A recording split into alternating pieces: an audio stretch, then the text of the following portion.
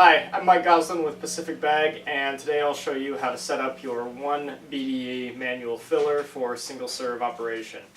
The machine is going to come packaged in a box like this. It'll have some styrofoam blocks in it, and it'll also come with the user's manual as well as this setup video. Okay, once we've unpacked the machine, it should come out of the box looking just like this. Before we plug the machine in or hook it up to the compressed air, there's going to be a couple pieces of the machine that we need to remove first. These pieces are used to stabilize certain parts of the machine that are susceptible to damage during shipping. The first one that we're going to need to remove is a small screw that's used to brace the load cell. That should just be hand tight, and we'll unscrew just like so. If it's a little bit too tight, go ahead and use an Allen wrench for it. The other two pieces that we need to remove are the braces. There's one on each side of the vibratory feeder. Each one is held in by 2 bolts.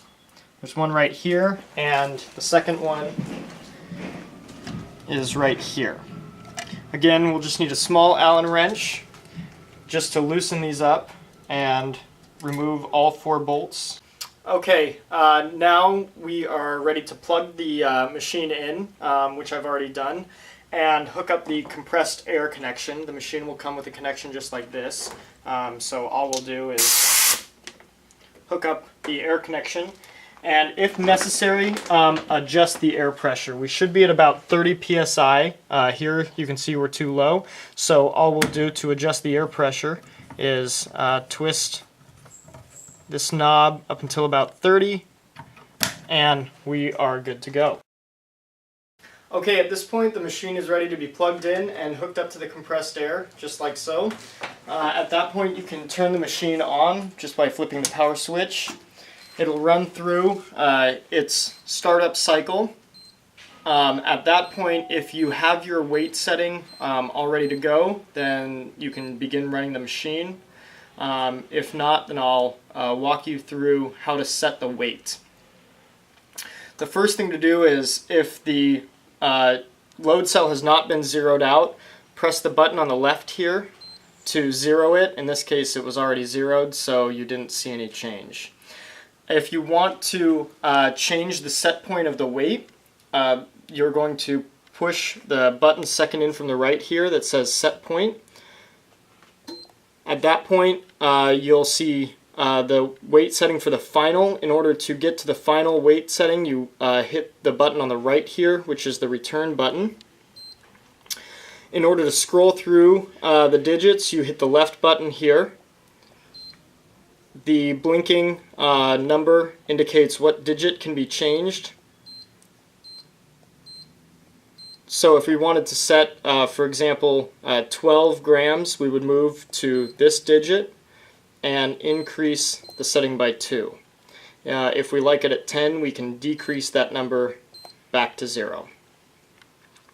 We'll hit return again.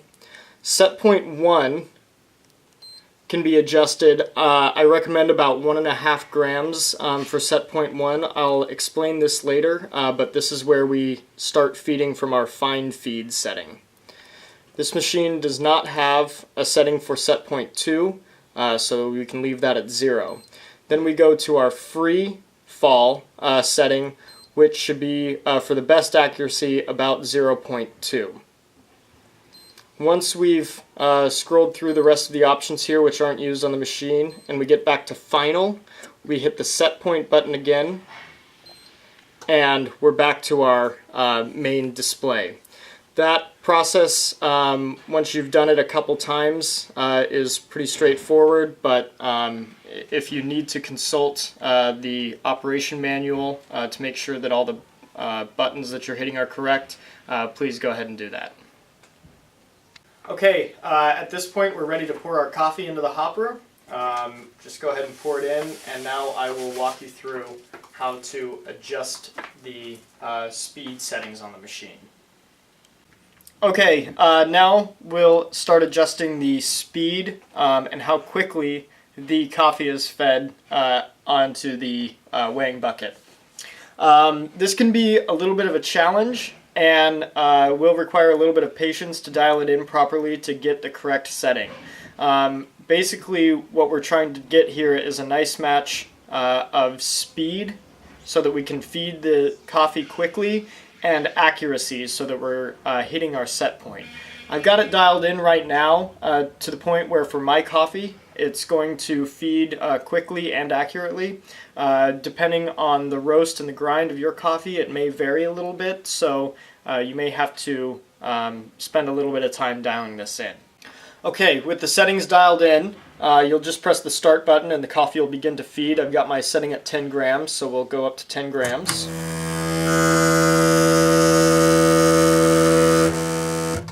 Once we're at 10 grams, we'll just take our single serve cup. There's a photo sensor right beneath the dispensing bucket here. So all we'll need to do is take the cup and place it right in front of that photo sensor, and the coffee is dispensed into our cup, and the machine will automatically go into another cycle until 10 grams is reached. Okay, and now I'm just going to show you a little bit about how to dial in the machine for your particular coffee. Again, dialing in the machine can be a little bit of a challenge and will require some trial and error. You're trying to get a balance between accuracy and speed.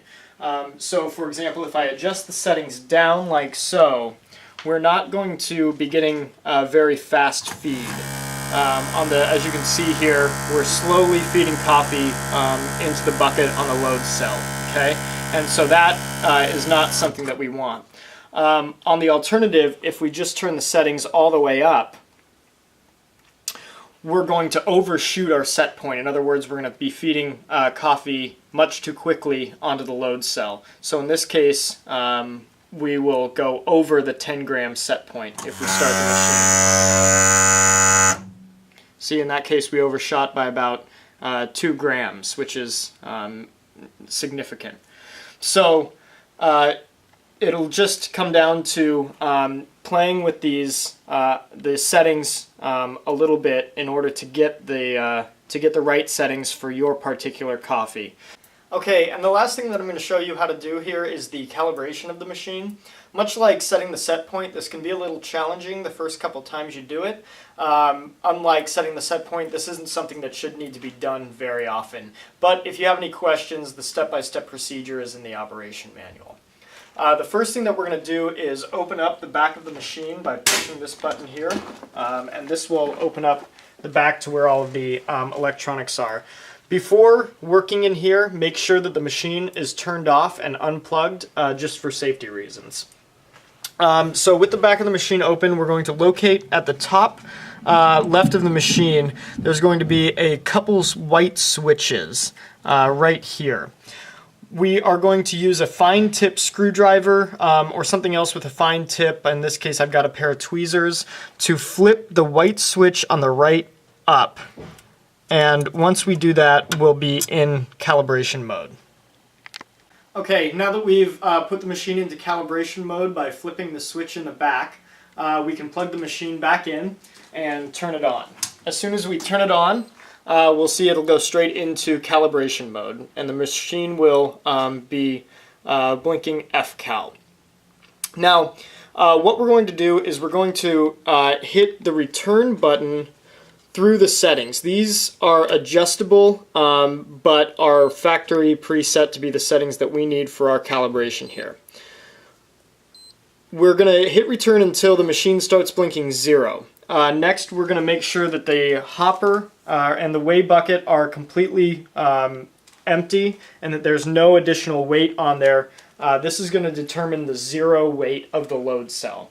So once we've made sure that there is no additional weight in the weighing bucket, go ahead and press this return button and the machine will 0 itself. Now, the machine will show span and then move to a number. This is going to be what our calibration weight is. I prefer to use a 10 gram calibration weight as that's generally the weight that we're going to be putting into our upshot cups. Okay, so we'll adjust this value down to whatever weight you're using in grams. Again, I'm using 10 grams, so I'm going to adjust that to 10.